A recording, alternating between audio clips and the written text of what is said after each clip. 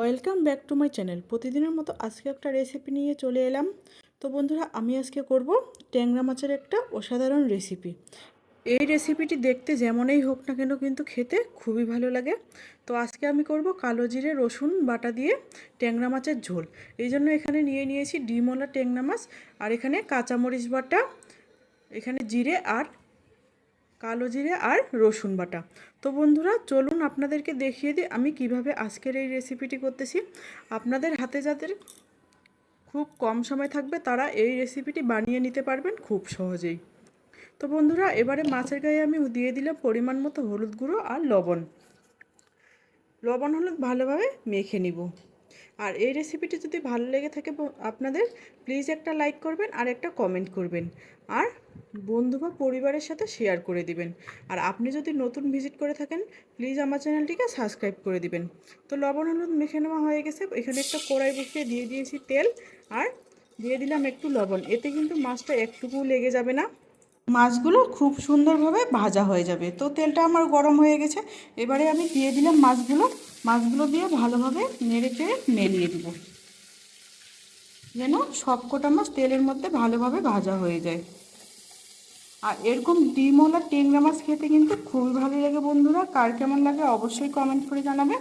আর এই ট্যাংরা মাছ যেন এর পুষ্টিগুণটা থাকে, তাই আজকে আমি রসুন আর কালো জিরা বাটা দিয়ে এই রেসিপিটি করব।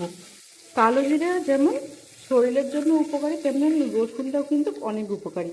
তাই আজকে আমি এই দুটো উপকারী উপকরণ দিয়েই আমি খুব সুন্দরভাবে ট্যাংরা মাছটা রান্না করব। এতে কিন্তু খুব সুন্দর পুষ্টিও থাকবে আর খেতেও ভালো লাগবে। তো মাছটাকে ভেজে নেওয়া হয়ে গেছে, এবারে তুলে নিলাম। আপনারা চাইলে এর মধ্যে আলুও দিতে পারেন, আমি আজকে স্কিপ করেছি। শুধু ট্যাংরা মাছ দিয়ে আজকে রেসিপিটি করব। তো মাছগুলোকে তুলে নিলাম। এবারে এই তেলের মধ্যে আমি দিয়ে দিব বাটা মশলাগুলো। এখানে জিরে, কাঁচামরিচ আর আপনারা চাইলে কিন্তু কাঁচামরিচের পরিবর্তে গোলমরিচটাও দিতে পারেন, এতে কিন্তু খুব উপকার হবে। তো আমি আজকে কাঁচামরিচটাই দিলাম। এবারে এই উপকরণগুলোকে ভেজে নিব, আর কিছুটা পরিমাণ গোটা কালো জিরে দিয়ে দিলাম। এতে ফোড়নের একটা ভালো মতো স্মেল আসবে। তো এবারে খানিকটা জল অ্যাড করব। এবারে জলের মধ্যে আমি বাকি মশলাটুকু কষিয়ে নিব। বেশিক্ষণ ভাজতে হবে না, বেশিক্ষণ ভাজলে আবার কালো জিরেটা তিতে হয়ে যাবে। তাই মোটামুটি এখানে 1-1.5 মিনিটের মতো ভেজে নিয়ে আমি জল অ্যাড করেছি। তো এবারে দিয়ে দিব পরিমাণ মতো হলুদ গুঁড়ো আর পরিমাণ মতো লবণ। এবারে মশলাটাকে ভালোভাবে কষিয়ে দিব, আর এক্সট্রা কোনো ঝাল দিব না, যেহেতু কাঁচামরিচটা দিয়েছি। আর রসুনের একটা ঝাঁঝালো ভাব আছে, আর কাঁচামরিচ দিয়েছি, এই ঝালটুকুই আমার হয়ে যাবে।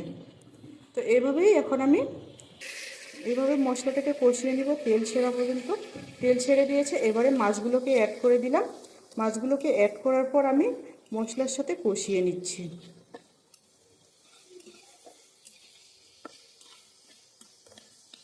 তরকারিটা দেখতে কালো হলেও কিন্তু খেতে অসাধারণ হয় এই ট্যাংরা মাছের রেসিপি।